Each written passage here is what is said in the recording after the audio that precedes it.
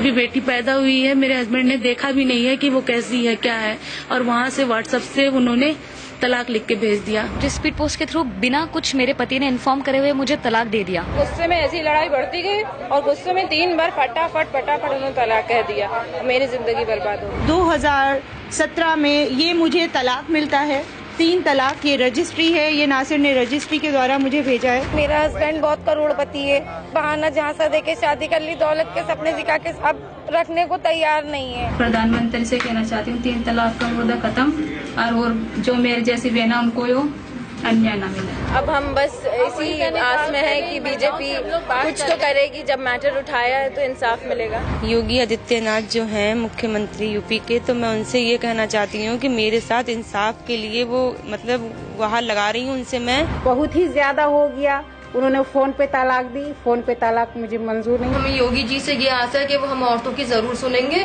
और हमें इंसाफ दिलाएंगे, इसलिए हमने ये आवाज अब उठाई है। न मेरे पास रहने का ठिकाना है, न रोजगार है, न पैसा है, और न मेरे पास केस लड़ने के पैसे हैं। मैं कोर्ट में भी केस लड़ के थक चुकी हूँ 2 साल से। मेरे साथ जो हुआ वो मेरी बेटियों के साथ ना हो कभी भी।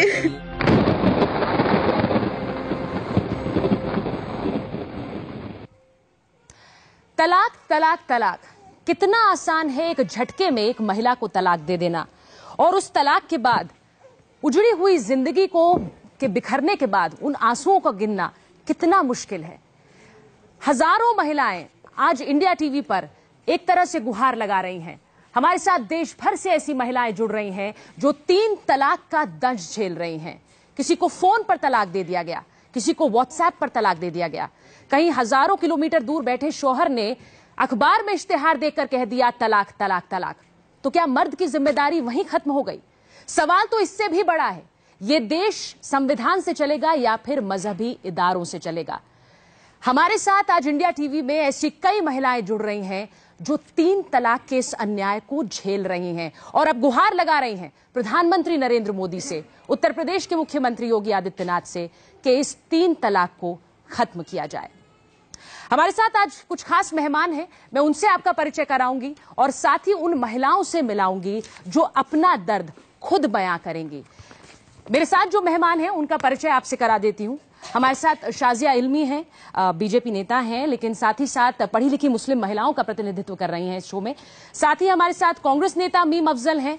मीम अफजल साहब मजहबी मामलों के भी जानकार हैं, इसलिए भी उनका पक्ष महत्वपूर्ण हो जाता है। हमारे साथ फिल्म निर्माता और सामाजिक कार्यकर्ता अंबर जैदी हैं।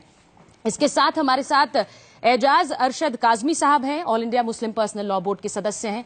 हमारे साथ गरीब नवाज फाउंडेशन के चेयरमैन अंसार रजा साहब हैं और साथ ही मुस्लिम धर्मगुरु अब्दुल हामिद नोमानी साहब हमारे साथ हैं। आप सबका बहुत बहुत स्वागत करती हूं। लेकिन जो आवाज इस शो के लिए सबसे महत्वपूर्ण है वो महिलाएं जो ट्रिपल तलाक को अन्याय मानती हैं, वो महिलाएं जो तलाक का दंश झेल रही हैं। मुझे लगता है उनकी आवाज से शो की शुरुआत करना चाहूंगी। सबसे पहले कुछ ऐसी महिलाएं जो आज हमारे साथ स्टूडियो में मौजूद हैं और अपनी उस आवाज को, अपने उस दर्द को आप तक पहुंचाना चाहती हैं। मेरे साथ दिल्ली से समीना है। समीना, क्या हुआ आपके साथ, अगर आप आज इंडिया टीवी के जरिए लोगों को बताना चाहें? मेरे साथ मेरी पहली शादी 99 में हुई थी और दिल्ली निजामुद्दीन में निकाह हुआ। बहुत जबरदस्ती करके उसने निकाह किया मुझसे। मेरा मतलब मेरे फैमिली भी तैयार नहीं थी उस शादी के लिए और इतना दबाव बना रखा था क्योंकि फाइनेंशियली बहुत स्ट्रांग थे वो लोग। तो हमें लगा कि मतलब पापा भी बोले ठीक ठाक है, आप शादी के लिए एग्री कर लो। शादी हो गई। अब शादी के बाद 1 मंथ के बाद उन्होंने मुझे मतलब दिल्ली से यहाँ से ले गए पटना। वहाँ जाके रेगुलर पहले तो मतलब दहेज के लिए मना कर दिया था, हमें नहीं चाहिए दहेज, सिर्फ लड़की चाहिए। और उसके बाद पटना ले जाकर उसने रेगुलर मारपीट का माहौल शुरू कर दिया। उनकी बहन ने यही कहा कि नहीं, आपको तो फ्री फंड में लड़का मिल गया और दहेज नहीं लाई, कुछ नहीं लाई, और फादर आपके टीचर हैं, क्या है, मतलब इतना कमाते। मुझे बताया गया कि पहली शादी में आपको चिट्ठी पे तलाक दे दिया गया, चिट्ठी में तलाक दे दिया गया, शादी में आपको फोन पर तलाक दिया गया। जी जी। अब हमारे साथ AIMIM के अध्यक्ष असदुद्दीन ओवैसी भी जुड़ चुके हैं। ओवैसी साहब, अगर आपने समीना की बात सुनी हो, एक पढ़े लिखे मुस्लिम नेता के तौर पर मैं उम्मीद करती हूं आपसे कि आप ट्रिपल तलाक के खिलाफ अपनी आवाज बुलंद करेंगे। मैं आपसे सीधे पूछ रही हूं, ट्रिपल तलाक पर आपका स्टैंड क्या है? नहीं, आप मुझे अपनी बात रखने का मौका देंगे, मैं ये उम्मीद कर रहा हूं। आप अगर बंदूक लगाकर मेरे सर को लगाएंगे तो मैं प्रोग्राम मत बुलाइए मुझे। नहीं सर, बंदूक मेरे पास नहीं है और मैं सिर्फ सुनिए नहीं, आपके अल्फाज जो है बंदूक से ज्यादा खतरनाक है। तो सुनिए, आप सवाल जब कर रहे हैं तो पहले सुन लीजिए।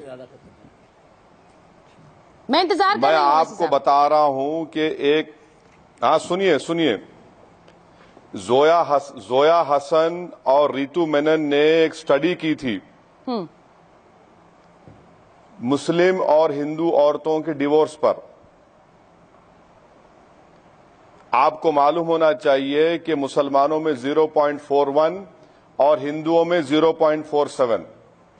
हाँ, और दूसरी बात, 2011 का सेंसस आपके सामने रख रहा हूं, आप उसमें 2000 सेंसस में चैप्टर C3 पढ़ लीजिए, जिसमें कहा गया कि 43.56 लाख हिंदू महिलाएं या तो बिगमस रिलेशनशिप में हैं या फिर वो किसी और नॉन हिंदू से शादी किए हैं। तीसरी बात, डिवोर्स रेट 2011 का सेंसस मुसलमान और हिंदुओं में इक्वल है। चौथी बात जो हमारी बहन ने अभी कहा है, मैं यकीनन मेरे पास अल्फाज नहीं है उनसे हमदर्दी का इजहार करने के लिए, क्योंकि मेरे अल्फाज नाकारा साबित होंगे, मगर आपने उनके अल्फाज सुने कि गलती उनके माँ बाप की है। उन्होंने गैर जरूरी इंसान की दौलत, सुनिए तो सही मेरी बात, सुनिए मेरी बात, मेरा जवाब मुकम्मल करने दीजिए, वरना प्रोग्राम मत बुलाइए। अगर आप एक एजेंडा लेके बैठे हैं मुसलमानों के और इस्लाम की तौहीन करना, तो आप करते जाइए, हमको मत बुलाइए। ये बताइए, आप मुझे बताइए, हिंदुओं में जितना डिवोर्स रेट है, आप तलाक देना सही है या गलत? में इतना डिवोर्स रेट है, क्यों नहीं करते आप? मुद्दे से मत भटकाइए। लेटर से तलाक हुआ है मुझे, मैं आपका जवाब नहीं दूंगा। एक बार फोन, मैं आपका, आप मुद्दे से मत भटकिए। आप क्या कर रहे हैं? मैं आपका जवाब, मैं आपका मुस्लिम औरतें आपको वोट नहीं करती? मैं जवाब नहीं दूंगा आपका। पुकारिए, आप चीखे मारी, जवाब नहीं दूंगा मैं। ये प्रोग्राम नहीं होगा, मैं जवाब नहीं दूंगा आपका, मैं जवाब नहीं दूंगा। मैं जवाब नहीं, मैं पहले ही इसको कह चुका हूं कि मुझे मत बुलाइए। मैं आपको बोलने का मौका दे रही हूं। कौन चीखा मार रहा है फिर, ये क्यों बीच में? लेकिन आप इसे हिंदू मुसलमान का मुद्दा क्यों बना देते हैं? क्या ये वुमेन डिस्क्रिमिनेशन का मुद्दा नहीं है? बिल्कुल, हिंदुओं में भी डिस्क्रिमिनेशन है, मुसलमानों में डिस्क्रिमिनेशन होता है, इस बात को मानिए। औरतों पर से डिस्क्रिमिनेशन सिर्फ मुसलमानों में नहीं है, हिंदुओं में भी है। कह रही हैं, अपनी तकलीफ रख रही हैं, हम तकरीर सुनने नहीं आएंगे। ओवैसी साहब, मैं आपके पास आती हूँ, फ्लोर ऑडियो बढ़वा दीजिए। मैं नहीं, गलत है। आप मुझे जवाब मुकम्मल करने नहीं दे रही हैं। मेरा जवाब मुकम्मल करने दीजिए, उसके बाद करिए। आप जवाब दीजिए ओवैसी साहब, जवाब दीजिए। हाँ, जवाब कहाँ दे रहे हैं? मेरा जवाब ये है कि उनके माँ बाप को नहीं चाहिए था कि ऐसे इंसान से शादी करते जो इस औरत को धोखा दे रहा था। और इस्लाम में यहाँ पर ओवैसी साहब आपका जवाब ये सुन रहे हैं, लेकिन शायद सवाल को आप दूसरी दिशा में ले गए, इसलिए यहाँ पर जो लोग बैठे हैं उनमें नाराजगी है। मुझे फिक्र नहीं है उनकी नाराजगी होने दीजिए, मुझे नाराजगी की फिक्र नहीं है। सारी दुनिया मुझसे नाराज है, मैं जानता हूँ। हिंदू मुसलमान का मुद्दा है, जैसा ओवैसी साहब बता रहे हैं, क्या ये महिलाओं के हक का मुद्दा नहीं है? हम क्यों भटक रहे हैं? बिल्कुल, मुझे लगता है महिलाओं की बात की जाए, इसमें सियासत और फिरके और मजहबों को ना लाया जाए। जब निर्भया पे बात हुई तब भी हम लोग बोले, खा पंचायत में जब ज्यादती होती है तब हम लोग बोलते हैं, जब दहेज की बात आती है तब हम आवाज उठाते हैं, और जब हमारी मुस्लिम महिलाओं को या बहनों को इतनी दुश्वारी झेलनी पड़ रही है तब भी हम बोलेंगे, और इसे कोई हम सियासी नहीं होने देंगे। ये सवाल ना किसी पार्टी का है ना किसी खास मजहब का है, ये जुल्म और इंसानियत से इसका ताल्लुक है, और इसी संदर्भ में हमें बात करनी चाहिए। बिल्कुल। मैं एक और महिला की बात सुनती हूँ, सायरा बानो, जिन्होंने कोर्ट में इस पूरे मामले को उठाया, जिसके चलते अब सुप्रीम कोर्ट इस मामले की सुनवाई करेगा। सायरा, आप अगर हमें बताएंगी कि आपके साथ क्या हुआ? यहाँ पर बहुत से लोग हैं जो सुनना चाहेंगे। पकड़ लीजिए।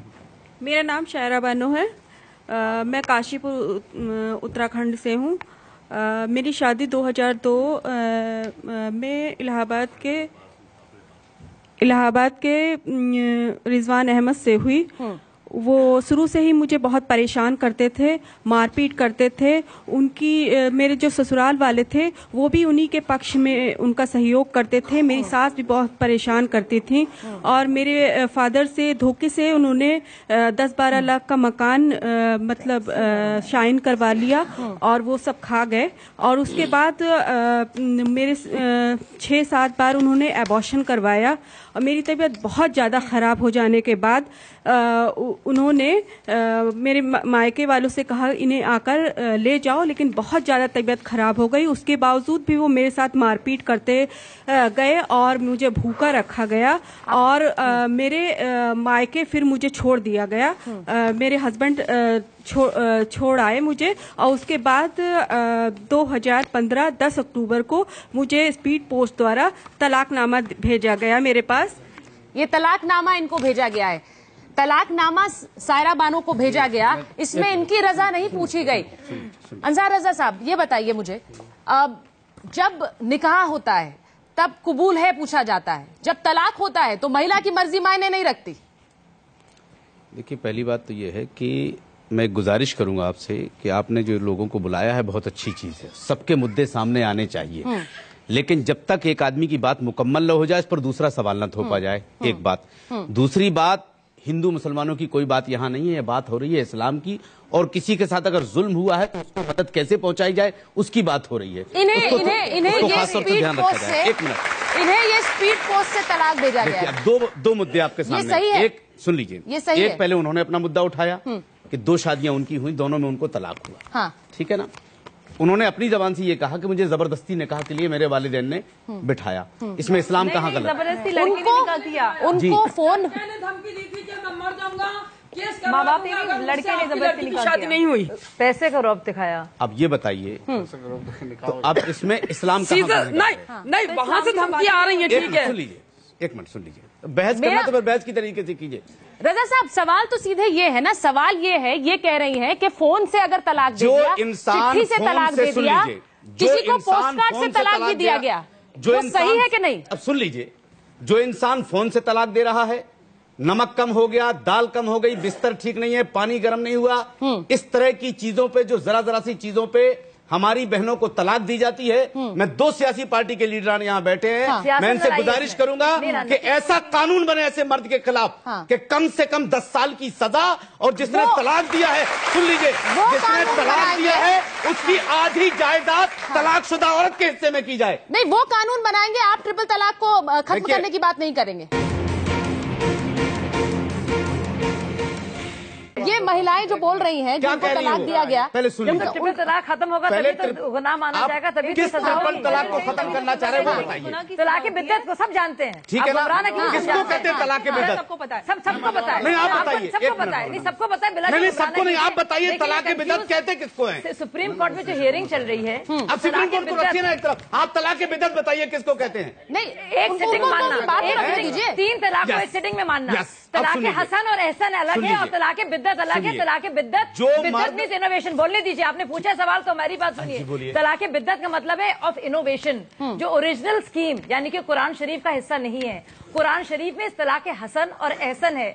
तलाक बिद्दत इनोवेशन के तहत आया है। हजरत उमर के वक्त में आया था जब 40 कोड़े लगाए जाते थे, अब 40 कोड़े लगाए जा रहे हैं। ये सहन कर रही हैं सारे दुख उसके, तो इसलिए हम आपकी बात से बिल्कुल सहमत है कि सजा होनी चाहिए, लेकिन पहले ट्रिपल तलाक या तलाक बिद्दत को तो अबॉलिश कीजिए। अब बोलूं, आपने हजरत फारूक आजम का तज़किरा किया। हजरत फारूक आजम के जमाने में एक शख्स ने अपनी बीवी को एक नशिस्त में 3 तलाक दे दिया था। ठीक है, हजरत फारूक आजम ने उसको कोड़े लगवाए थे, लेकिन तलाक माना गया था। ऐसा नहीं है कि तलाक से इनकार कर दिया गया हो, वो तलाक माना गया था। पर वो तलाक की बिद्दत को मना करने की हमें बात हो रही है। रजा साहब तलाक बोला जाएगा तभी माना जाएगा ना, ठीक है, पहले भी तलाक बोल दिया तो मैं जवाब देता हूँ। जो मुद्दा वो उठा रही हैं, जो मुद्दा वो उठा रही हैं, वो कह रही है तलाक में उनकी रजा क्यों नहीं शामिल थी, उन्हें सिर्फ कह दिया गया कि तलाक है और उनकी जिंदगी तो खत्म है, उनकी जिंदगी तो बर्बाद है उसके बाद। वो ये सवाल उठा रही हैं। उसको लेकर कम से कम ये तो कहिए कि ये जो हुआ है ट्रिपल तलाक इस तरह से नहीं होना चाहिए, ये तो कहिए कासमी साहब। यहाँ पर दो बातें हैं। एक तो यह कि जो पॉलिटिकल इश्यूज से इसको बिल्कुल किनारे कर रहे हैं, ठीक है, वो भी मैं साबित करूंगा कि किस तरीके से ये पॉलिटिकल स्टंट है, वो किस तरीके से मैं साथ प्रूव करूंगा। दूसरी बात, जो लोग यहाँ पर वैसी साहब ने जो बात कही है उसको भी आप बिल्कुल खारिज नहीं कर सकते कि तलाक का रेशियो दोनों कम्युनिटी में कितना है, उसको भी सामने रखना होगा। फिर मुस्लिम कम्युनिटी ही पर इतनी ज्यादा डिबेट क्यों, ये भी आपके सामने रहना होगा। तीसरी बात, तलाक के बारे में जिनके साथ जो भी ज्यादतियां हुई हैं तलाक को लेकर के, तलाक से पहले क्या क्या वाकयात उनकी जिंदगी में हुए हैं, किस तरीके से शौहर ने उनको टॉर्चर किया है, अबॉर्शन करवाया है, जो कुछ भी करवाया है, क्या उसका ताल्लुक इस्लाम से है, क्या उसका ताल्लुक मुसलमानों से है, क्या उसका ताल्लुक पर्सनल लॉ से है, डायरेक्ट इसका ताल्लुक समाज से है, सोसाइटी से है। अगर कोई ऐसा गलती करता है तो उसके लिए जो है डॉरी एक्ट बना हुआ है, उसके लिए डोमेस्टिक वायलेंस का कानून है। डोमेस्टिक वायलेंस के तहत इन लोगों को कोर्ट का दरवाजा खटखटाना चाहिए अगर गलती की है उसके शौहर ने। तो क्या बुराई की बात है इसमें? इस्लाम कहाँ से आ गया और मुसलमान कहाँ से आ गया? मैं तो ये कह नहीं रही हूँ, वो कह रही है जिस पहली बात तो आप लहजा ठीक कीजिए, उन्हें तलाक दिया गया सब कह रही है ना उनके पास। ये सवाल आपका जायज है, बिल्कुल ये सवाल जायज है आपका, लेकिन उसको आहिस्ता से बोलिए, उसको आहिस्ता से बोलिए, सवाल जायज है आपका। तलाक भी उन्हें कहा गया और वही जाए कोर्ट, वही जाए मौलवियों के पास, उनके पास पैसे होने चाहिए उसके लिए। तलाक से पहले उनके साथ क्या हुआ, उनको कितनी बार मारा गया, कितनी बार एबॉर्शन किया? आप ये बताइए, जैसे सायरा ने कहा कि हमें टॉर्चर किया गया, मुझे बात रिपोर्ट क्यों नहीं लिखाई? प्लीज बात मेरी 7 मरतबा पुलिस में रिपोर्ट क्यों नहीं लिखाई? एक बात आपको मेंशन करना होगा। दूसरी बात, मुझे थोड़ी सी हैरानी इस बात पर है कि जो महिलाएं बैठी हैं और हैरानी आप ऐसे पैदा मत कीजिए, उस दर्द को आप एक तरह से इशारा कर रहे हैं। तकलीफ दिया तो दोनों फरीकन को सामने लाना चाहिए ना, मर्द को भी लाइए, औरतों को भी लाइए। नहीं प्लीज मेरी बात ऐसा तो नहीं कि आप औरतों को आप मानते हैं, आप मान रहे हैं, ऐसे डिबेट नहीं होगी। रजा साहब दोनों को सामने लाइए ना, रजा साहब किसकी गलती है? आप कह रहे हैं मर्द और औरतों को भी साथ में लाएं, तो आप मान रहे हैं बराबर का दर्जा है दोनों का? बिल्कुल बराबर का दर्जा है, ये बराबरी है। कुरान कहता है बराबरी है। मेरी बात कंप्लीट होने दीजिए, प्लीज कंप्लीट होने दीजिए, मेरी बात कंप्लीट होने दीजिए। देख लीजिए, मैं इसका जो है खुद शाजिया जी जवाब देंगे इनका। सबसे पहले जो ये इशू उठा था टीवी चैनलों पे, सबसे पहला केस कोर्ट में हुआ था वो सायरा जी का हुआ था, जो यहाँ पर है, उसके बाद ही ये इशू बना था। इनके मामला कोर्ट में दर्ज होने के बाद ही सबसे पहले हमारे जो लॉ मिनिस्टर हैं इस वक्त सेंटर में, रविशंकर प्रसाद जी ने बाज़ाब्ता इनके इशू को बना करके यूनिफॉर्म सिविल कोड को लेकर के लेटर लिखा था लॉ कमीशन को, और उसको कहा था कि इस तरीके के इश्यूज आ रहे हैं, इसलिए यूनिफॉर्म सिविल कोड लागू करने के लिए रास्ते हमवार किए जाए। पोलिटिसाइज नहीं करेंगे, नहीं मैं साबित करूंगा डेट वाइज। लेटर नहीं लिखा है, आप इनकार करेंगे कि लेटर नहीं लिखा है। उसके बाद लॉ कमीशन ने बाज़ाब्ता कुछ क्वेश्चन जारी किए, लॉ कमीशन ने क्वेश्चन जारी किए, लोगों की राय जानने की कोशिश की। ये सब चीज ऑन रिकॉर्ड है, सब डेट पर मौजूद है, इनकार नहीं कर सकते। ओवैसी साहब, सवाल एक ये है कि यहाँ पर देश हमारा संविधान से चलेगा या फिर मजहबी इदारों से चलेगा? ये सवाल है सीधे सीधे। जब हमारा संविधान बराबरी का दर्जा दे रहा है महिलाओं और पुरुषों को, तो ये अन्याय क्यों? हाँ, आपका सवाल बिल्कुल सही है। गाय के नाम पर अब तक 9 मुसलमानों का कत्ल हो गया, गाय के नाम पर 2 मुस्लिम औरतों का रेप हो गया। ठीक है, अब सुनिए, अब आप ये आपका सवाल सुनिए। ठीक है, शायरा बानो की आप बात करते हैं, सुनने दीजिए, देखिए बात सुनने दीजिए, कहिए ओवैसी साहब। शायरा बानो ने सुप्रीम कोर्ट में अपने एफिडेविट में कहा कि मेरी शादी 15 साल की थी।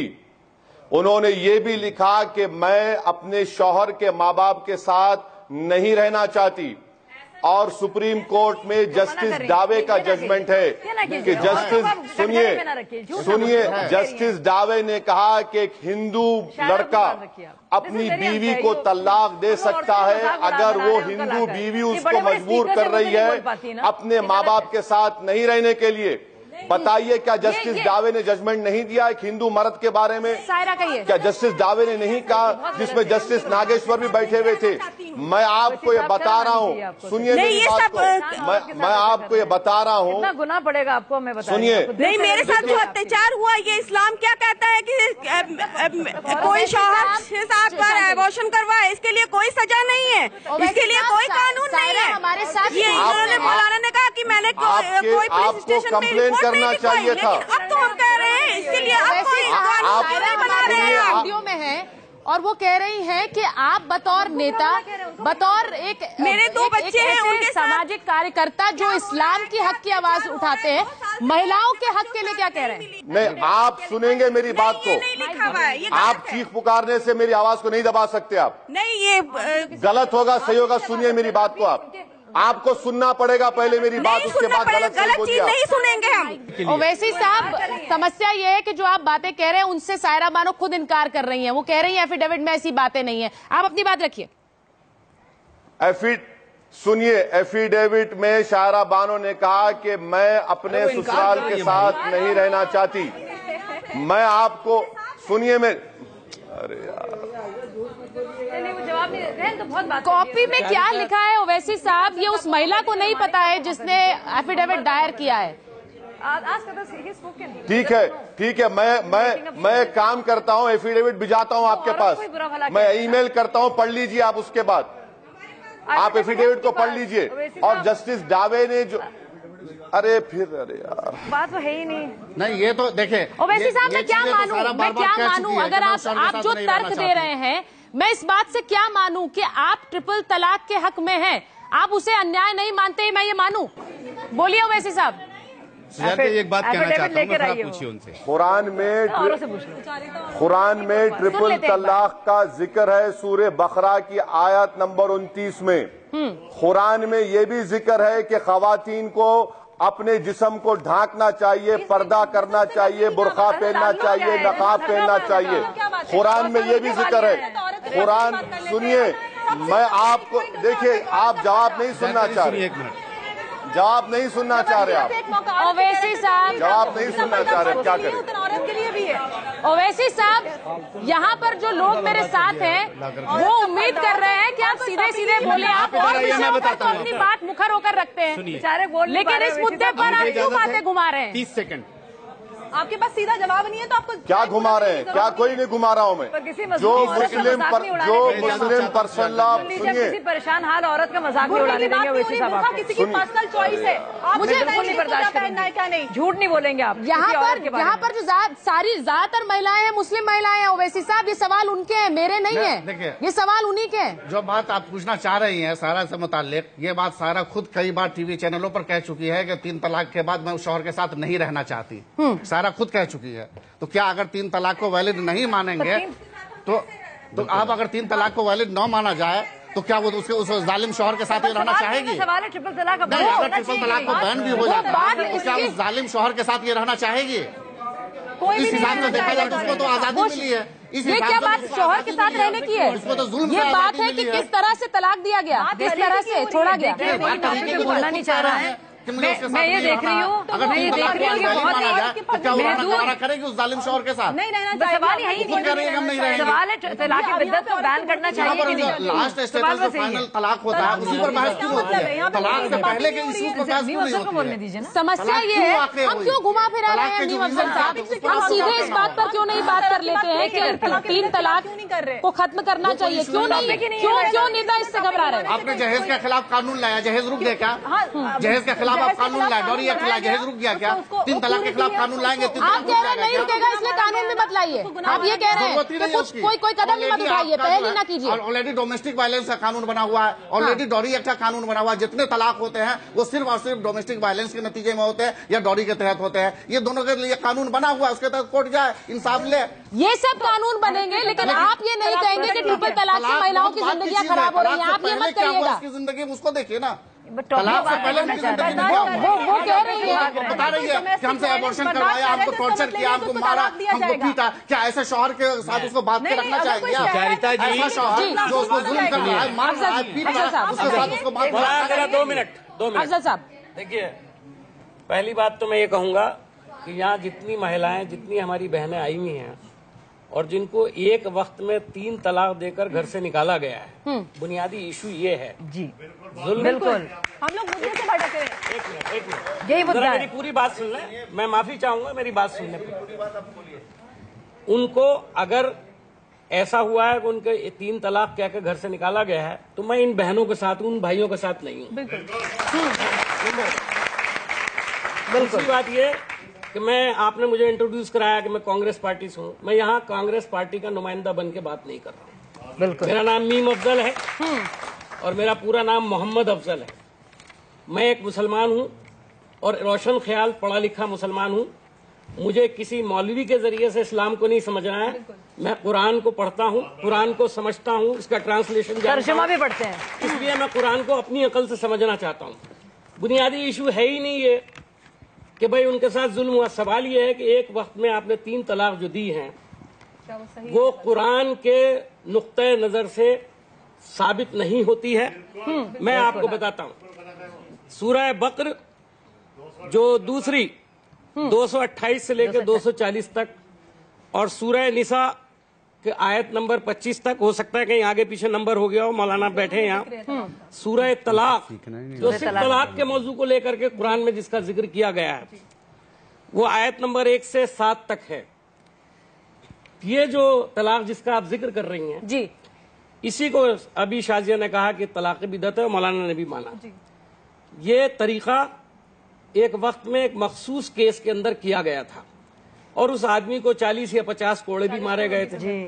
अगर आज कुछ लोग उस तलाक को सही समझ रहे हैं तो कोड़े भी पड़ने चाहिए। तो उसमें ना मैं वही आ रहा हूँ, उसके आधे हिस्से को आप सही क्यों मानते हैं और आधा हिस्सा उसका इम्प्लीमेंट क्यों नहीं करते हैं? समस्या यही है और कि... सुन लीजिए, हमारे घर में, हमारे यहाँ मुल्क में डेमोक्रेसी है, आप कोड़े किसी के नहीं लगा सकते हैं तो जाहिर है फिर कानून मुदाखलत करेगा। मेरा ये मानना है लखनऊ में हमारे साथ अगर कुरान के तरीके को आप लोग अपनी जिंदगी में अप्लाई नहीं करते हैं और दूसरा तरीका इख्तियार करते हैं तो ये तरीका 22 मुल्कों में कानूनी तौर पर बैन किया जा चुका है। पाकिस्तान है, बांग्लादेश है, कई ऐसे देश है जहाँ पर ट्रिपल तलाक को खत्म किया गया, वहाँ ट्रिपल तलाक नहीं है। तो भारत में इसे खत्म करने की बात क्यों नहीं कर सकते? 22 नहीं होंगे, ये कहा जा रहा है 22 मुल्क जो कहा जा रहा है या 20 मुल्क मैं बता दूं, ऐसा कहीं नहीं है।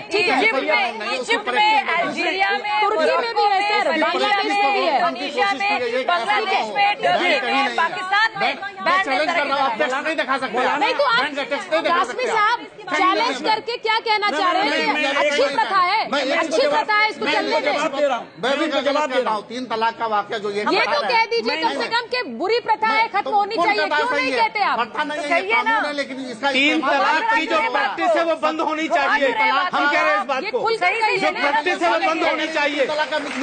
लखनऊ रुचि कुमार हमारे साथ है। रुचि, कई ऐसी महिलाएं आपके साथ हैं जो इस तलाक के चलते अपनी मुश्किलों से जिंदगी गुजर बसर कर रही हैं, उसमें कई हाई प्रोफाइल महिलाएं भी हैं, उनसे जरा हमारी बात कराइए। देखिए, हमारे साथ बहुत सारी तलाक जो जिनको 3 तलाक मिला है वो महिलाएं हैं और सोफिया है हमारे साथ। उनसे पूछते हैं किस तरह आपको वो आपके पति ने तलाक दे दिया। आप लोग तो पढ़े लिखे हैं, अच्छे घर के हैं, कैसे पति ने तलाक दिया? उन्होंने मुझे 1 तलाक दिया, वो भी आधी रात को। एंड 1 तलाक देने के बाद उसको प्रॉपर तलाक डिक्लेयर कर दिया गया कि आपको तलाक दे दिया and we have no further relations. एंड रात को 3 बजे घर से बाहर करके छोड़ दिया गया उसी हालत में 1 महीने के बच्चे के साथ। तो आज उसी की लड़ाई के लिए बस लड़ रही हूँ कि आज तलाक को लेके। शराब के नशे में थे जब आप? जी, शराब के नशे में थे जब उन्होंने 1 तलाक दिया मैं। तो अब आज तक चीज़ें मैं मौलाना लोग के पास गई, काफ़ी चीज़ें मैंने पूछी कि मेरी तलाक हुई है नहीं हुई है, व्हाट इज़ द प्रोसीजर। तो मुझे बहुत सारी बातें अलग अलग कही गई कि आपकी तलाक हो गई है। कुछ ने कहा 3 महीने बाद इंतज़ार करके देखिए क्या होता है, कैसे क्या, बहुत सारी प्रोसीजर्स अलग अलग बताई गई। पर आज 9 महीने हो रहे हैं और आज मैं अपने घर पे हूँ, अपनी मदर के यहाँ हूँ एंड इसका कोई सोल्यूशन बताया नहीं गया, ना मौलवियों से हेल्प मिला, ना इस चीज़ का कोई सोल्यूशन नहीं निकला है अभी तक। मैं ऐसे ही हूँ, मेरा कोई स्टेटस नहीं है कि इफ़ आई एम मैरिड और नॉट मैरिड। 1 तलाक लेके मैं इस टैग को लेके घूम रही हूँ। सो आज मुझे खुद ही नहीं पता कि मेरा स्टेटस क्या है, कि if I am married, if I am not married, मैं तलाकशुदा हूँ नहीं हूँ। रुचि, मैं आपके पास फिर से आऊंगी। साहब बताइए, वो कह रही है कि मुझे पता ही नहीं है कि मैं अब शादीशुदा हूँ नहीं हूँ, मेरी क्या जिंदगी आगे है मुझे नहीं पता है। देखिए, बोलने 1 तलाक जो है, 1 तलाक से वो बिल्कुल बाहर नहीं हो जाती है, 1 तलाक से बीवी ही रहती है। बीवी रहती है तो मान गए फिर तो ये मुत्तफिका और संपूर्ण सहमति है, इसमें कोई संदेह नहीं, वो तो बीवी ही रहेगी, कोई अलग नहीं कर रहा। वो है क्या, बहुत से लोग जो है वो शरिया के जो है जानकार के रूप में सामने आ जाते हैं, उनको पता नहीं रहता है। मामला ये होता है पति पत्नी में खटमट है, अब जो है वो पति जो है रखना नहीं चाहता है, तो अगर वो एक तलाक दे देता है, जिसको तलाक आसान बोलते हैं, एक तलाक देने के बाद उसको छोड़ दे, तो हर महीने में अगर वो नहीं लौटाता है तो वो तलाक पड़ती चली जाती है। और एक तरीका जो हसन बोला जाता है वो हर महीने कह रही है रात के नशे में। नहीं, बात तो सुनिए पहले, पूरी बात समझ लीजिए। ये जो तमाशा हो रहा है ना, ये आप जो तमाशा करवाती, इसीलिए तो मामला गड़बड़ हो रहा है। बात माफ कीजिएगा सर, तमाशा नहीं है ये, यहाँ लोगों की जिंदगी बर्बाद हो गई, आप तमाशा कह रहे हैं, तमाशा आप इसे कह रहे हैं। लोगों को सुनने नहीं दे रहे कि मामला क्या है। महिलाएं तो खुद आकर बात कर रही है, बता रहा हूँ ना, आप तमाशा कह रहे हैं, इनको भी तो नहीं समझने दे रही कि मामला क्या है। ये जब उसको हर महीने में, हर पीरियड में, जब उसको मंथली पीरियड में तलाक पड़ेगी, तो 3 महीने में फिर भी तलाक हो जाएगी। अगर नहीं लौटाएगी एक तलाक देने के बाद फिर भी तलाक हो जाएगी, और एक साथ तलाक दे देगा तीनों, तो वो उसी वक्त तलाक हो जाएगी। मामला ये है कि वो शौहर रखना चाहता कि नहीं रखना चाहता है। अगर नहीं रखना चाहता है तो 3 तलाक, एक तलाक में क्या फर्क पड़ रहा है? महिला तलाक का मुद्दा वहाँ बनता है जब वो रखना चाहे, रखना नहीं चाह रहा है, रहना नहीं चाह रही है।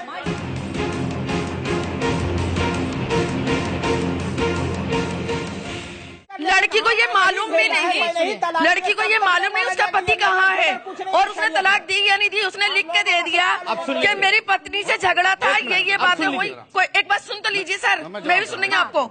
तो उसका ये भी नहीं पता क्या हुआ क्या नहीं। पत्नी अपने घर पे, अपनी माँ के घर 25 किलोमीटर, पति अपने घर पे, उसने लिख के दिया फतेह मोरी मस्जिद में एरिया पूरा, और के जी लो उन्होंने ठप्पा मार दिया कि हो गई जी तलाक। ये बात आपकी, अब सुनिए, एक मिनट, ये इस तरह से ठप्पा हुआ। मैं बताता हूँ, अब सुन लीजिए, इतना से सुनिएगा, एक मिनट नुमानी साहब, अब सुन लीजिए।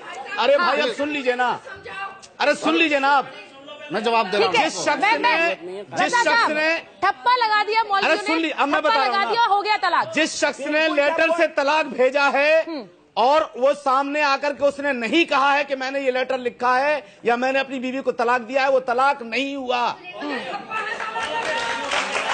नहीं देखिए, एक बात, दूसरी बात, अभी एक केस और आया, मुझे नहीं पता आप कहाँ से ठप्पा लगवा के लाई। 1 मिनट में जवाब, बात सुनिए तो क्लियर सुनिए। देखिए ठीक है, आप ये कह रहे हैं रजा साहब, आप कह रहे हैं ये तलाक नहीं है। उस महिला का क्या है जिसके लिए जिसको मौलवी ने कह दिया तलाक हो गया, उस पूरे इलाके में लोगों को पता है तलाक हो गया, उसे नहीं पता है ना, उसे मेहर की रकम मिली। जो इस्तफ्ता आप लेके जाएंगे उसका जवाब देंगे, जो सवाल होगा वो जवाब दिया जाएगा। का साथ दे रहे हैं, आप ये कह रहे हैं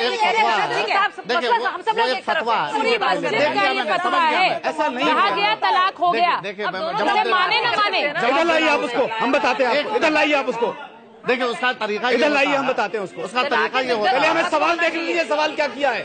नहीं उसका तरीका ये होता है कि आदमी कोई भी जो है, 1 मिनट, फतवा का तरीका ये होता है कि आदमी कोई भी सवाल करे, जैसा सवाल होता है वैसा उसका जवाब दिया जाता है। शांत रहेंगे तो हम सबकी बात सुन पाएंगे, थोड़ा आप लोग शांत रहिए। देखिए बोलिए, फतवा जो होता है ना, जैसा सवाल किया जाता है उसी हिसाब से जवाब होता है। उसको कोई इम्प्लीमेंट करना कोई उसके किसी के ऊपर जरूरी नहीं होता है, या उसको लागू नहीं किया जाता है। आदमी अपने लिए किसी भी क्वेश्चन का, इस्लामिक क्वेश्चन का एक्सप्लेनेशन चाहता है तो उसका फतवा के जरिए दिया जा सकता है। एक लफ्ज जवाब देता हूँ, 1 सेकंड में, 1 सेकंड प्लीज। शाहजहा जी जरा सा चाहूंगा, आपने जो जैसे वो 3 तलाक और 1 तलाक की बात कही, देखिए आप ही की बात का ये जवाब है जो अभी लखनऊ से जिस वाकया को सुनाया गया है, उस लेडीज को सिर्फ 1 तलाक हुई है। बिल्कुल, एक सिटिंग में। हाँ, एक सिटिंग में तलाक। क्या 1 तलाक से तलाक नहीं होती है? क्या 1 तलाक तलाक नहीं होती है? आपने अभी कहा ठप्पा लगाने से तलाक नहीं होता है, तो ये मस्जिदों में मौलाना बैठ के दिन रात ठप्पा लगा रहे हैं, इनके लिए आपने क्या सजा मुकर्रर कर रखी है, आप ये बताएं। और वो कब कहा उसका फतवा मानने के लिए आपको? आइए फतवा दिखाइए के लिए, उनका फतवा मानने पर आपको कब मजबूर किया गया? आप जैसा सवाल करेंगे वैसा जवाब लिख करके थप्पा लगाया जाएगा। कब शौहरों के लिए जो छोड़ देते हैं और मौलवियों के लिए भी लगाया जाएगा, तो उसमें औरत का नाम क्यों शामिल किया जाएगा? आप उसको मानो मत मानो, आप उसको दिया क्यों जा रहा है? हाँ, कोई लाठी लगा मजबूर किया गया उसको मानने के लिए। ठप्पा लगाने से तलाक नहीं जैसा एक्सप्लेन करता है वैसा जवाब दिया जाता है। तो उस आदमी के ऊपर कार्रवाई होनी चाहिए, ठप्पा लगा रहा है। पूछने के लिए वो कानून के हिसाब से जवाब लगाने की दुकान बना रखी है लोगों ने। सुचारिता जी 30 सेकंड, मिनट। दिन रात ठप्पा लगाते रहते हैं, मैडम आप ठप्पा सुन लगाने वालों पे लीजिए, कार्रवाई अब सुन लीजिए। ये मीम अफजल साहब बैठे हैं, मिसाल के तौर पे ये बहुत बड़े डॉक्टर हैं। एक लाश को लेकर के आप इनके सामने जाएं और इनसे कहें कि आप इसको जिंदा बता दीजिए, ये कैसे जिंदा बताएंगे? ये मुर्दा बताएंगे ना? अरे सुनो तो मेरे भाई, अरे थोड़ा सब्र तो करो यार। अरे बहुत बड़ा मुफ्ती है तो यहाँ के बैठ जाओ ना, फिर सुन लो ना मेरी बात को। हम क्या कर रहे हैं? अरे सुनो तो यार, पहले हम क्या कहना चाह रहे हैं? हद कर दिया यार, पहले बात तो सुनो उनकी। अरे सुनो यार, हद कर। मुझे कुछ और महिलाओं का भी पक्ष जाना है। मुंबई का रुख करेंगे, हमारे सहयोगी राजकुमार हैं, उनके साथ कुछ महिलाएं हैं, उनका दर्द जान लेते हैं उनकी जुबानी। राजकुमार की बारी आती है तो संविधान आप शरिया पे पहुंच जाते हैं, और वैसे संविधान रेप की सजा भी फिर शरीयत के हिसाब से देना, चोरी की सजा शरीयत के हिसाब से दे। औरतों के हक की बात आती है तो संविधान से परे हो जाते हैं। जयप्रकाश हमारे साथ मुंबई से हैं और उनके साथ कई महिलाएं हैं। जयप्रकाश, देखिए यहाँ पर बहुत सारी महिलाएं हैं और ये जो महिलाएं हैं, किसी को तलाक दिया गया है फोन पर, किसी को तलाक दिया गया है चिट्ठी के जरिए। हम सीधे विक्टिम से बात करते हैं। आप बताएं आपके साथ क्या हुआ था? जी, पहली बात तो ये है कि मेरे एक्स हस्बैंड ने, जिसका नाम नासिर है, उसने तो 8 बार शादी की है और 7 बार तलाक दी है, ट्रिपल तलाक दी है। क्योंकि मुसलमान का जो कानून, मैंने सुना है कि ओवैसीज की आपने बात बताई कि वो औरतों को ही ब्लेम करते रहते हैं। तो यहाँ तो कोई आदमी नहीं है, औरत ही है जो अपना कंप्लेंट कर रही है। मैंने आज तक देखा नहीं कोई आदमी आके कहता है कि औरत की वजह से बर्बाद हो गया, कि मैं औरत की वजह से मेरा ये हो गया। कोई आदमी कंप्लेंट नहीं करता है, वो आराम से ट्रिपल तलाक देके एंजॉय कर रहे होते हैं और हम औरतें आगे चिल्ला रही होती है कि हमें इंसाफ दो। तो वो पहले बोलने से पहले सोचें कि मैं तो औरतों को ही देख रहा हूँ, आदमी को तो कहीं देख नहीं रहा हूँ। आप इनडायरेक्टली कह रहे हैं हम झूठी हैं, हम गलत हैं, हम बच्चों के साथ चलाते हैं। मेरा घर है वो, मेरे अम्मी अब्बा का घर है, सब में कर रहा है, शादियां कर रहा है, उसका कोई लेना देना नहीं है। नासिर नाम है उसका, साथ दीदी है, वो भी आके बोले मैं चाहती हूँ, आप जानती हैं। जी बिल्कुल बिल्कुल, आप बताएं आपका क्या कहना है? जी, मैं एक एडवोकेट हूँ। मैं इस मामले में मेरे ऑफिस में हर 4 लड़कियां रोज ये केस लेकर आती है। इसमें मैं बोलना चाहती हूँ, आप तलाक तो बोल देते हो, लेकिन उसके बाद वो लड़कियां कहाँ जाएंगे? उनके बच्चों का क्या? ये 3 मिनट में क्या उनकी जिंदगी? आपका मन हुआ, आप रास्ते पे चल रहे हो, एक लॉयर को पकड़ा, लेटर लिख के दे दिया, उन लड़कियों को लिख दिया कि हमने आपको तलाक दे दिया, उनके दोस्तों को पकड़ के, किसी को भी पकड़ के। लेकिन ये जो लड़कियां हैं, उनके आगे का फ्यूचर, ये 2 बच्चों की माँ होती है, 3 बच्चों की माँ होती है, ये आगे अपने बच्चों को लेके क्या करें? हाँ, मेरे साथ मेरी बेटी हुई तो मुझे उसने तलाक दे दिया और नोटिस के जरिए, एक लॉयर के जरिए नोटिस, बोला मैं बेटी देखने आता हूँ कंटिन्यू, और आया नहीं देखने के लिए। इस लॉयर ने नोटिस भेजा और पुलिस स्टेशन में आके झगड़ा करने लगी कि मेरे सामने नोटिस के जरिए मुझे कंटिन्यू रिकॉर्डिंग में फोन की कि मैं बेटी देखने आता हूँ। उसको मालूम पड़ा बेटी है तो हॉस्पिटल से गया, आज तक आया नहीं। वो समीर मोमिन है, भिवंडी में टोरेंट पावर में काम करता है। बिल्कुल, बेटी हुई इसलिए नोटिस के जरिए तलाक भेजा। आपको किस? जयप्रकाश, आपकी इन महिलाओं की हमने बात सुनी है, तलाक हो गया, मैंने उसके ऊपर केस भी किया है। मैं कासमी साहब आपसे जवाब लूंगी, लेकिन उससे पहले अहमदाबाद का रुख करते हैं। अहमदाबाद में सुनिए किस तरह का दर्द बयां कर रही हैं ये महिलाएं। निर्णय कपूर के साथ हैं। निर्णय जी, सुचरिता, हमारे साथ भी कुछ इस तरह से पीड़ित महिलाएं, हम सीधे उनसे बात करते हैं, उनकी आप भी थी, उन्हीं की जुबानी सुनते हैं। आप बताइए शरीफा, आपके साथ क्या हुआ था? हाँ, मेरे साथ 2 बार में मेरी शादी हुई थी और कुछ जी समय अच्छा रखा ने 6 महीने की लड़की छीन के ने रात को 4 के 5 बजे के करीब बार दहेज की मांगनी कर रहे थे। मैंने लाके नहीं दिया था कि आपका घर से मेरे को 3 तलाक दे के घर से बाहर निकाल के अंदर से दरवाजा लॉक कर दिया। अब मैं कहाँ जाती, बहुत ही मतलब पैर से कभी घर से बाहर निकलने नहीं दिया, ससुराल से कभी बाहर से निकलने नहीं दिया। मुझे रास्ता भी मालूम नहीं क्योंकि मेरा घर का रास्ता कहाँ मालूम है कैसे। मैं बहुत जिद्दोजहद करने के बाद मैं सुबह 4 बजे से घर निकली, सुबह 9 बजे मैं मम्मी के घर पहुंची। मैं मार के मेरे से ऐसी हालत कर दी थी कि इस बहन का जो बुरखा है ना, इसी तरह का मेरे को रंग कर दिया था, इतना मुझे मारा था। ने बस 3 बार तलाक देकर 6 महीने की लड़की थी और वो लड़की भी ऐसे छीन ली गई। तो मतलब एक तलाक की पीड़ा, तलाक तो मतलब आदमी पुरुष तो ऐसा समझते हैं कि बस उठाया तालवे की जुबान लगा दी। पर हमारे साथ मिसबा भी है। मिसबा, आप बताइए आपके साथ क्या हुआ? मैं रुक करूंगी जयपुर का, क्योंकि हम चाहते हैं ज्यादा से ज्यादा शहरों से आवाजें हमारे स्टूडियो तक आए और लोगों तक पहुंचे। जयपुर में संगीता प्रणवेंद्र हैं। संगीता, आपके साथ जो महिलाएं हैं उनका क्या दर्द? शाइना है मेरे साथ और बेहद परेशान है। इसके पति ने इसे कब तलाक दिया है इसे पता ही नहीं है। शाइना, क्या हुआ था? तुम्हें बहुत धोखा भी दिया, धोखा भी दिया, तलाक भी दिया। मुझे कुछ पता ही नहीं, हमारे कुछ जानकारी भी नहीं है हमारे को। मुझे घर से निकाल दिया, मुझे 2 बच्चे भी छीन लिए, हमारे ना खर्चा ना पानी कुछ नहीं दे रहा वो। और कहाँ जाऊँ मैं? एक औरत, गरीब औरत कहाँ जाए? किधर किधर घर के जाऊँ मैं? भटकती रहूँ। बताओ, एक बहन के घर पे रह रही, गरीब बहन भी है मेरी, वही खर्चा से चला रही है मेरी बहन। ना कोर्ट का उल्लंघन भी कर रहा है। बताओ कब तलाक दिया मुझे पता ही नहीं, कुछ जानकारी भी नहीं है ना। मैं, आपको लगता है ये कानून बदलना चाहिए? बदलना चाहिए, कानून बदलना चाहिए, ट्रिपल तलाक हटना चाहिए। इस्लाम विरोधी नहीं है, महिलाओं को इस तरह से छोड़ दे रहा, दर दर की ठोकरें खा रही है। उन्हें पता नहीं है कि कब तलाक हो गया, उन्हें पता नहीं है बच्चे कहाँ हैं, मिले नहीं। 7 बार 8 बार तलाक किसी मर्द ने दे दिया और आगे चला गया। जितना भी अफसोस किया जाए वो कम है। और मैं समझता हूँ कि यहाँ नहीं, आपने जहाँ जहाँ से भी दिखाया वो दर्द जो है वो अपने आप में अपनी जबान से अपना दर्द बयान कर रही है। मैं आपको ये कहना चाहता हूँ, देखिए हम यहाँ बहुत जज्बाती बात कर रहे हैं और बहुत जज्बाती भी हो जाते हैं कभी कभी। हमारे बहुत सारे यहाँ लोग हैं, ताली भी बजाते हैं। मैं सिर्फ ये कहना चाहता हूँ कि ये मामला आहिस्ता आहिस्ता, जब 50,000 औरतों ने दस्तखत कर दिए इस तरीक़ा तलाक को लेकर के, तो हमारे उलमा, जिसमें हमारे मौलाना भी शामिल हैं, कासिम साहब, 3.5 करोड़ हिमायत में। मैं बताता हूँ 3.5 करोड़। अगर आप अभी भी हिमायत कर रहे हैं कासिम साहब, सुनिए, आप अभी भी हिमायत कर रहे हैं। कासिम साहब, टोका टाकी मैं नहीं करता हूँ। और सुन लीजिए, ठीक है, टोका टाकी मैं नहीं करता हूँ, ठीक है। और ना ही मैं ये चाहता हूँ कि आप टोका टाकी करें। पहले मेरी बात सुन लें सब लोग। देखिए ये मामला सुप्रीम कोर्ट में है, सुप्रीम कोर्ट में है। आप मुस्लिम पर्सनल लॉ बोर्ड के मेंबर रहे हैं, अभी हैं, और मैं मुस्लिम पर्सनल लॉ बोर्ड का मेंबर रहा हूँ। मैं मुस्लिम पर्सनल लॉ बोर्ड का मेंबर रहा हूँ, ठीक है। इसलिए मैं आपकी नजाकत भी समझता हूँ और जो सुप्रीम कोर्ट में मामला है उसकी नजाकत भी समझता हूँ। मेरा सिर्फ ये कहना है कि मुस्लिम पर्सनल लॉ बोर्ड के पास रास्ता है कि इसका मसले का हल खुद निकाल ले, ताकि सरकार को और अदालत को मुदाखलत न करनी पड़े। और वो तरीका जानते, मैं यहाँ नहीं कहना चाहता हूँ, अगर वो इसको चाहें तो हल कर सकते हैं। चूंकि अभी मौलाना ने कहा कि 22 मुल्कों में अगर वो चाहे, जी मैं अभी बता, वो विली तो नजर नहीं आ रही है। मैं आ रहा हूँ, आप पहले प्लीज देखिए मेरी बात सुन ले पहले पूरी, क्योंकि वो जवाब जब देंगे तो जाहिर है कि वो आपने पूरी बात नहीं सुनी होगी, तो जवाब भी अधूरा ही आएगा।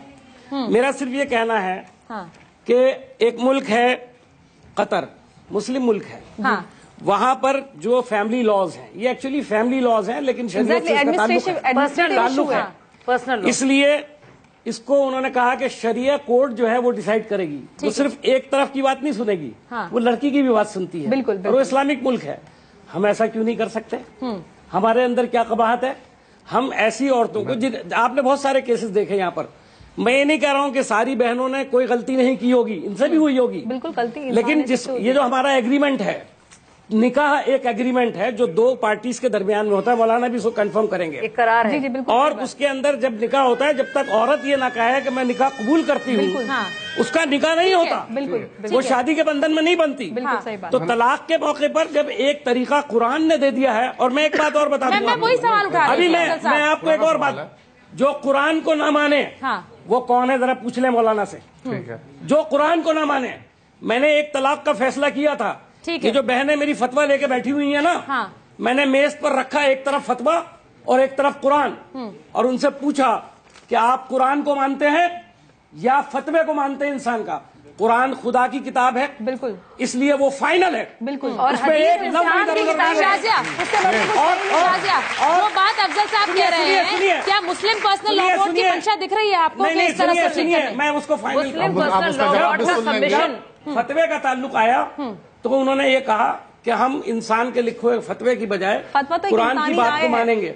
ठीक है, मैं ये नहीं कह रहा हूँ कि वो जो आलिम जिन्होंने फतवा लिखा उनको जो लिख कर दिया गया उसके मुताबिक उन्होंने दिया, मौलाना सही कह रहे थे।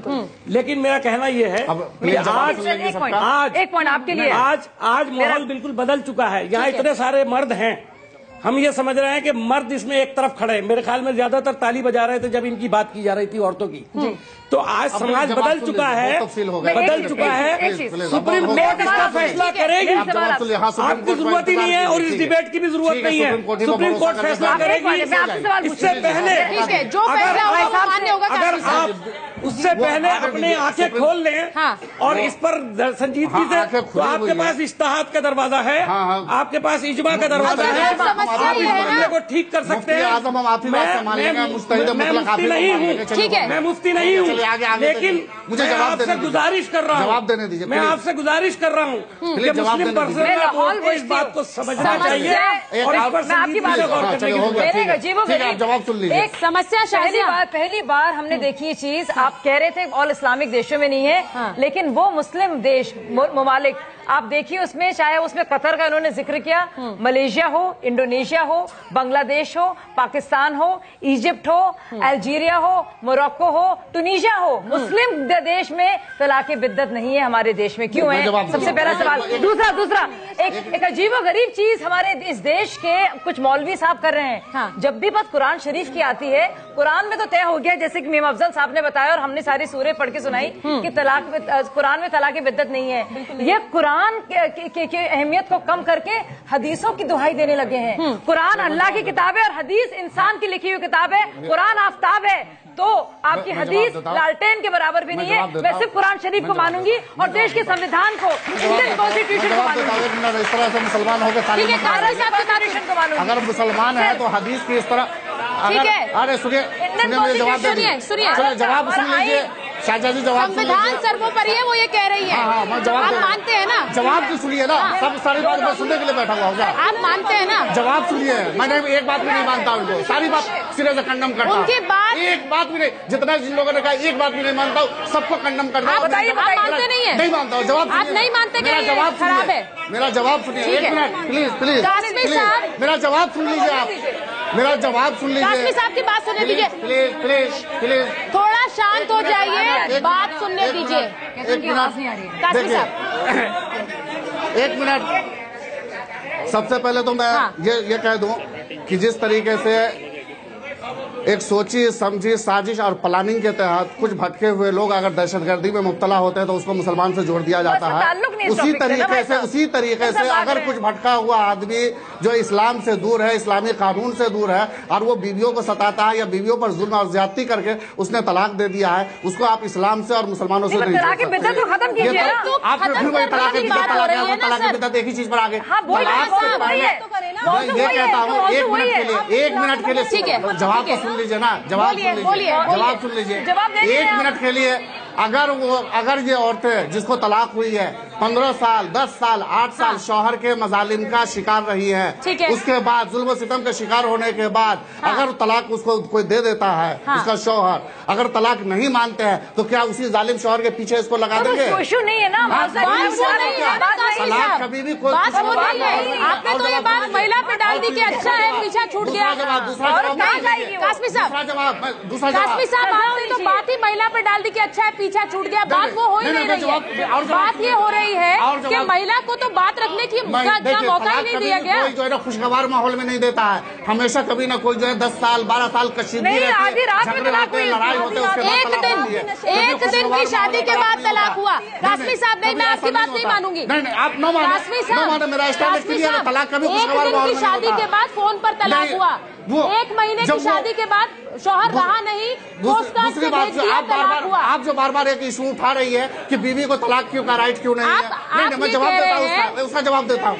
आप बार बार ये कह रही है कि शौहर तलाक दे देता, बीवी से क्यों नहीं पूछता, निकाह के वक्त पूछा जाता है। बीवी को शौहर से ज्यादा हक है, आपको मालूम होना चाहिए। बीवी अगर चाहे तो निकाह के वक्त तलाक का राइट अपने पास रख सकती है, उनके पास खुला का राइट है। एक मिनट उनके पास फर्स्ट का राइट है, उतना ही नहीं, अगर कोई बीवी चाहे तो अपने शौहर को बच्चे को दूध पिलाने तक से मना कर सकती है और उसका शौहर मौलाना साहब ये बातें सब ठीक है, अरे दुनिया का कौन मजहब इससे ज्यादा हक दे सकता है? तीसरी बात मैं सुन लीजिए, शाहजा जी ने जो 2 बातें उठाई उसका मैं जवाब सुन लीजिए एक लफ्ज में। एक तो ये कि 22 घंटे का ये बार बार ये लोग जिक्र करते हैं, हर जगह प्रैक्टिस पर रोकथाम के लिए कोशिश की गई है, कहीं पर ऐसा कानून नहीं बनाया गया। दूसरी बात, इन्होंने जिस तरीके से हदीस का मजाक उड़ाया है, कुरान और हदीस में, कुरान आगे है, हदीस का कुरान और हदीस का मुकाबला नहीं, हम ये कह रहे हैं। कुरान शरीफ में जब कुरान ही में ये लिखा हुआ है, तरीका नहीं है, क्यों से फोर्स कर रहे हैं? कुरान ही में ये लिखा हुआ है, सबसे बड़ी किताब है, रूहानी किताब है हमारी। सुनिए ना, कुरान ही में ये लिखा हुआ है। कुरान में तलाक बिद्दत का मतलब है इनोवेशन। भाई साहब क्यों बार बार आप कह रहे हैं? आप पता जानती है ना, कुरान शरीफ 30 लाख हदीस है, 30 लाख हदीस है और एक कुरान शरीफ है। हदीस जो है ना, हदीस के बारे में कासमी साहब सुन लीजिए, सबको क्लियर कर सुन लीजिए कासमी साहब, अरे हदीस की बात क्यों कर रहे हैं? कुरान शरीफ की नहीं मानिए, आप कुरान को नहीं मानते, कुरान शरीफ में आप कुरान शरीफ को नहीं मानते, कुरान को नहीं मानते, कुरान शरीफ में आप कुरान को नहीं मानते। अरे कुरान को नहीं मानेगा तो मुसलमान नहीं होगा। सुनिए कासमी साहब, आप कुरान का हदीस को नहीं मान रहे हैं, आप हदीस का मजाक उड़ा रहे हैं। अब बराबरी नहीं है, हदीस के बारे में क्या कहा? बराबरी नहीं है। नहीं, आप ये बताइए हदीस के बारे में मौजूद नहीं है। अगर आप कुरान को मानते हैं, बराबरी नहीं भाई, कुरान सबसे एक बात, कुरान बताइए इनको, ये भी जवाब दें, भीम अफजल साहब भी जवाब दें। अगर कुरान को आप फॉलो करते हैं तो कुरान में हदीस के बारे में क्या कहा गया है? हदीस के बारे में कुरान में ये कहा गया है, आप जवाब दीजिए। अगर पढ़े लिखे हैं तो, अगर कुरान पढ़ना जानते हैं, मैं चैलेंज करता हूँ, जवाब दीजिए। कुरान में मैं क्लियर कर देता हूँ, आप जवाब दे दीजिए, जवाब दे दीजिए कि हदीस के बारे में कुरान में क्या कहा गया है। बोलिए मीम अफजल जी, बोलिए। जवाब दीजिए। चारिता, मैं जवाब दे रहा हूँ। नहीं, जवाब, मेरे सवाल का जवाब जरूरी है, उसी पर सारा बेस है। ठीक है, नहीं सुशीला जी, मेरा एक सवाल हो गया, यहाँ पर जितनी भी आपने बोलेंगे साहब, सुनिए हो गया, बात हो गई आपकी। नहीं, आप जवाब दीजिए, आपने बात रख ली ना भाई साहब, आप चुप रहेंगे तभी तो देंगे। हाँ, जवाब दीजिए, चुप रहिए, मीम अफजल साहब बोलिए। अफजल साहब जवाब दीजिए। सुनिए, यहाँ पर जितनी भी आपकी बहनें बैठी हैं कासमी साहब, मुझे नहीं लगता उनमें से कोई भी ऐसा है जो कहेगा कि वो पवित्र कुरान को नहीं मानते हैं। सब मानते हैं, सब मानते हैं, उसके बावजूद कह रही है कि तलाक हटाइए। हदीस का मुकाबला नहीं कुरान शरीफ। मैं आ रहा हूँ, नहीं मानना है। कुरान सबसे बड़ी आधा कुरान मानेंगे, आधा नहीं मानेंगे। कुरान शरीफ वो ये नहीं कह रही है, कुरान में जो हदीस के बारे में कहा गया उसको मानिएगा भाई। कुरान को मानते हैं भाई साहब। आप सितारिता, पहले मेरी बात सुनिए, पहले मेरी बात सुनिए। मौलाना ने ये बात उठाई, मेरे से सवाल किया। हाँ, मैं सवाल किया, आपके ईमान का मसला है, आप जवाब दीजिए इसको। अरे मैं आ रहा हूँ भाई, आप मेरा ईमान थोड़ी डिसाइड करेंगे, मैं अपना ईमान खुद जानता हूँ। आप हदीस का इनकार करेंगे तो खुद ही खाली। सुनिए मेरी बात, अगर सुनिए, कुरान नंबर 1 है, कुरान नंबर 1 और हदीस दूसरे नंबर पर मौलाना खुद कह रहे हैं। सख्ती से मना। अरे भाई सुन लीजिए, नंबर बोलने दो उनको। अरे भाई सुनिए जरा, एक मिनट, सवाल का जवाब सुन लें, एक मिनट। मौलाना ने मुझसे सवाल किया है कि क्या आप हदीस को नहीं मानते? बिल्कुल मानता हूँ। मैं ये पूछना चाहता हूँ, कुरान अव्वल है, हदीस दूसरे नंबर पर आती है। बिल्कुल। अगर हदीस और कुरान में कोई टकराव खुदा ना खास्ता कहीं नजर आता है तो कुरान प्रिवेल करेगा कि हदीस प्रिवेल करेगी? कुरान प्रिवेल करेगा। कुरान में जो हदीस के बारे में क्या कहा है? बिल्कुल। मिसाल के तौर पर अगर आप हदीस को नहीं मानते हैं, नमाज में नियत मानने का तरीका कुरान में नहीं है, अव्वल है और संविधान अव्वल है। नमाज में अल्लाहू अकबर कहने का तरीका कुरान में नहीं है, तो आप क्यों अल्लाहू अकबर कहेगा? मुझे ये बता दें मौलाना, मुझे ये बता दें, मौलाना मुझे ये बता दें, ऐसा लग रहा है कि अगर आप उठा रही है सवाल तलाक का, तो आप कुरान पर सवाल उठा रहे हैं। कासमी साहब की हालत हो गई है इस खराब प्रथा को, जिसके तहत हमारी मुस्लिम महिलाएं इतनी परेशान हैं, और हमारे भाई भी, उनकी बहनें भी हैं, उनकी बेटियां भी हैं, हमारे भाई साहब भी हैं। तो ये कुरान शरीफ की बात को मानने से इनकार कर रहे हैं ताकि कुरीति बनी रहे। हमें अफसोस है, इतनी जिद्दी क्यों है इतनी खराब चीज को? आप इनके दुख और तकलीफ देखिए। क्या कहा गया? हदीस कितना ठीक है, आप हदीस को इंसानी कलाम करके खारिज कर दिया। आपने ये कह कर दिया कि हदीस इंसान का कलाम है। हदीस इंसान का कलाम नहीं है। जिस तरीके से कुरान अल्लाह की जानिब से नाज़िल हुआ है, कुरान रूहानी किताब है, अल्लाह की किताब है। इसी तरीके से हदीस में देखिए कुरान के अंदर लिखा हुआ है, ठीक है, कुरान के अंदर लिखा हुआ है। ठीक है, जो बात आप कह रहे हैं, आप गलत कह रहे हैं कासमी साहब, पढ़ के सुनाता हूँ, गलत बात है भाई साहब। मैं एक बस चीज कहना चाहती हूँ, मैं चाहती हूँ सब लोग अपना फर्ज निभाएं। आपके खिलाफ मैं कुछ बोलना नहीं चाहती। देखिए, हमारे उलेमा इकराम की बहुत इज्जत करती हूँ। उनका फर्ज है कि हर एक मस्जिद से खुतबों में बताएं कि मर्दों को क्या करना चाहिए, क्या नहीं। पहले बात, और अगर और अगर मर्द इस तरह से अनकुरानिक तरीके से महिलाओं के साथ ज्यादती करें तो उनको सजा हो, 40 कोड़े ना हो तो सजा हो जेल में उनकी। और दूसरी बात, सुप्रीम कोर्ट को और मिलकर आप सब लोग को उसकी हिमायत करनी चाहिए और आपका रिकमेंडेशन में होना चाहिए तलाक बिद्दत। ये सुप्रीम कोर्ट में तो आप तलाक बिद्दत को आपको खत्म करना चाहिए। सुप्रीम कोर्ट के दायरे ही में ये नहीं है, फर्ज निभाइए। सुप्रीम कोर्ट के दायरे ही में ये नहीं है। मर्दों को ताकीद कीजिए, दो चीजें आपने कहा, मैं मानता हूँ, बिल्कुल सही है। तीसरी चीज जो आपका हिडन एजेंडा का सामान ना बनाए, तीसरी चीज जो है आपका हिडन एजेंडा है, उसके हम हौसला अफजाई नहीं कर सकते। बोलने दीजिए भाई साहब, आप लोग घबरा जाते हैं, आप क्यों बोलते रहते हैं भाई साहब? नहीं आप नहीं कर रहे हैं आप भाई साहब। जितनी भी महिलाएं आई हैं, जितनी महिलाएं आई जिन्होंने अपनी बात रखी, उन्होंने अपना दर्द बयां किया, क्योंकि वो चाह रही हैं कि समाधान उन्हें आप लोगों से ही मिले। वो चाह रही है कि कम से कम जो नाइंसाफी हो रही है उसके खिलाफ आप लोग आवाज उठाएं। ये मुझे लगता है ज्यादातर महिलाएं, सारी महिलाएं जो यहाँ पर हैं वो पवित्र कुरान को मानती हैं, लेकिन इसके साथ साथ वो ये भी चाहती हैं कि जो नाइंसाफी उनके साथ हो रही है उसके खिलाफ वो लोग ही आवाज उठाएं जो मजहब के जानकार हैं। तो मैं इस उम्मीद के साथ ये शो यहाँ पर खत्म करूंगी कि नाउम्मीदी ना रहे, उम्मीद की रोशनी अभी भी बनी रहे। जो महिलाएं हमारे साथ जुड़ी उनको इंसाफ मिले, सिर्फ वो नहीं, बहुत सी ऐसी हैं जिनकी आवाज यहाँ नहीं पहुंची होगी, लेकिन उन्हें इंसाफ जरूर मिले।